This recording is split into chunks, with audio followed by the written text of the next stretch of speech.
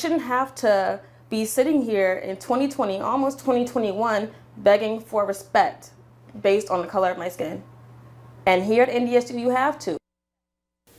A college group in the limelight, why students say the university hasn't done enough to curb the group's racism. The CDC quarantine guideline cut in half, the latest on the new recommendation. Plus, with a potential vaccine on the way, do area hospitals have enough freezer space? Valley News Live at 10 starts right now. Live from Fargo and serving you on TV, online and on the go. This is Valley News Live at 10. Now at 10, Valley News Live, keeping your family informed about the impact of COVID-19 here at home. The big headlines tonight: new cases in both Minnesota and North Dakota took a steep drop today. The Minnesota Department of Health is reporting about 3,500 new COVID cases in the state. That's a drop of more than 2,000 cases from yesterday. In North Dakota, the case count is nearly 800 fewer today versus yesterday. Bed availability is up at hospitals in both states. North Dakota is reporting 12 fewer hospitalizations today. In Minnesota, nearly 400 beds are available today that weren't yesterday. 22 deaths were reported today in Minnesota, 27 in North Dakota. And we want to draw your attention also to the number of recoveries here in both states. As a vaccine may be nearing, local health officials are working to free up freezer space. That's coming up. But first, a racist Snapchat group, including students from NDSU, was publicly exposed on social media this week. It prompted dozens to demand action and change on campus, with several reaching out to our whistleblower hotline. However, NDSU officials say those involved have already been investigated and punished. Some NDSU students told Valley News Team's Bailey Hurley that's not good enough. It's one of the worst things that comes across my desk. Peterson says these screenshots came across his desk on November 2nd, saying the investigation was completed before the end of the week. I'm not sure who didn't think that we had done nothing with it, but it was actually all addressed within 48 hours. Peterson is not allowed to detail the consequences for those involved, but says incidents like this are dealt with on a case-by-case basis, saying punishments can vary from an educational conversation, probation, or suspension, depending on the policy and the severity of the violation. Several of them have reached out to other people on campus looking for ways to apologize. I didn't get an apology. Neither did any of the black students on this campus. In an apparent conversation screenshotted and posted by the Fargo Black Lives Matter Instagram page, one of the members of the group in question says while the name and things said in the chat were immature, they were simply just jokes, an explanation Williams calls pathetic. It wasn't a joke for my grandma. It was not a joke for my mother. It was not a joke for my dad, and it's not a joke for me. Williams says she's not satisfied with NDSU's response nor the punishment those in the group chat received, saying all members involved should be expelled and have the incident noted on their transcripts. And I say that because when there are people who are using that word lightly in a joking manner, who knows what else they think is a joke? Maybe it's a joke to put a burning cross in front of my building? Is that a joke too? Saying otherwise, NDSU is only creating an uncomfortable and unsafe space for people of color. In Fargo, Bailey Hurley, Valley News Live. According to an email to students this afternoon from the dean, a federal act prohibits NDSU from discussing the outcome of the case, but a course of action was taken with the students involved. He goes on to write, although often legally protected, racist language is not consistent with our values. The CDC is set to shorten the recommended length of quarantine after exposure to someone who is positive for COVID. The new guidelines will allow people to resume normal activity after 10 days rather than 14, or 7 days if they receive a negative test result. Officials say the change comes after scientists have studied the incubation period for the virus. So who gets the COVID vaccine first? A question answered tonight after an emergency meeting of the CDC's team of advisors.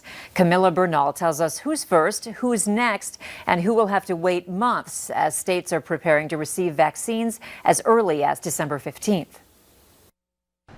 CDC vaccine advisors have decided. In a 13-1 vote, they've officially recommended this. The vaccine should be delivered to healthcare providers and to those individuals living in long-term congregate facilities. When it comes to making these allocation decisions, the FDA says they're working hand in glove with the CDC. We'll be very aligned moving forward because the data have to drive the decision that we make with respect to allocation and prioritization. Despite this, not everyone in these groups will be getting it at first. There isn't enough vaccine to go around at this time.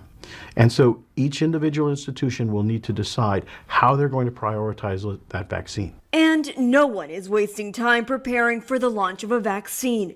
Hospitals and pharmacies are installing freezers that can store Pfizer's coronavirus vaccine at temperatures of -94 degrees Fahrenheit. We hope to get vaccine into arms as soon as 24 hours after receiving the vaccine here in the state. When it comes to safety of vaccines, the FDA says they're sticking strictly to science and data in their decision making. One thing we can't do is promise something that isn't deliverable because of an issue that comes up regarding safety or effectiveness. We need to make sure that we've done the job right. Camila Bernal, Valley News Live. Here at home, health officials are actively prepping for the long-awaited vaccine. Officials with Sanford and Essentia in Fargo and Altru in Grand Forks say they're prepared to store the vaccine in the necessary, extremely low temperatures. Once you take it out of the deep storage or deep temperatures, you can actually refrigerate it for up to 5 days. So we'll have to have just really robust processes in place to make sure we can utilize all that product.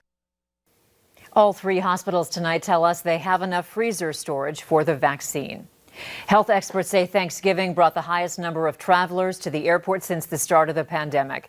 Now they anticipate surging cases throughout these first 3 weeks of December. If you traveled, you're encouraged to get a COVID-19 test within 3 to 5 days upon returning home. Quarantine for 7 days, and if you test positive for the virus, be sure to let those you spent the holiday with know. The upcoming legislative session will be unlike any other in North Dakota. Lawmakers discussed today how they plan to stay safe, and it quickly turned into an emotion-filled debate. Both the House and Senate passed mask requirements for lawmakers at the Capitol. The Senate vote took just minutes, but in the House, it was a different story. Some lawmakers said masks don't work. People in their districts don't approve of the statewide mandate. Some even saying those who died of COVID-19 would want the lawmakers to have the freedom to choose. I don't think any one of them would want us to give up our freedom for their loss. Representative Megrum, among other lawmakers, says we should model the state's efforts after South Dakota, which has fewer restrictions, he says, and adding fewer active cases. We checked on South Dakota's numbers. The state has over 14,000 active cases compared to nearly 6,000 active cases in North Dakota. Fargo fire crews are working to figure out how a truck started on fire in the 2400 block of 45th Street South tonight.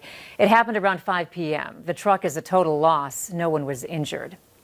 U.S. Attorney General William Barr says both the Justice and the Homeland Security departments have looked into claims of election fraud and come up empty. Those claims include both systemic fraud and machines that skewed ballot counts. President Trump's legal team quickly lashed out, stating it has evidence of illegal voting in at least 6 states. Trump's lawyers also said none of their witnesses were interviewed by the DOJ. Barr has previously been a steadfast supporter of the president. Before the election, Barr said mail-in voting during the pandemic wasn't secure. We are now learning that Barr also has a special counsel looking into alleged government missteps in the investigation of President Trump's 2016 campaign. They're looking into potential violations of the law by the FBI, specifically its handling of its investigation into the Russia interference in Trump's campaign. So far, they have come up with only one charge against a minor FBI lawyer. Remember that Valley News Live is teaming up with the Great Plains Food Bank for a virtual food drive through the end of the month. So far, we have raised more than $7,000, but that's only 20% of our goal. You can shop and purchase items to donate right from your phone. Just download our VNL News app, look for the virtual food drive, and then click to donate. Later on Valley News Live at 10, already understaffed and now potentially losing funding. A look at the Minneapolis police force and where they go from here. But first, a stark difference in the forecast from 1 year ago today, when many areas saw 9 to 10 inches of snow on the ground. Hutch tells us how long we can keep this trend going next.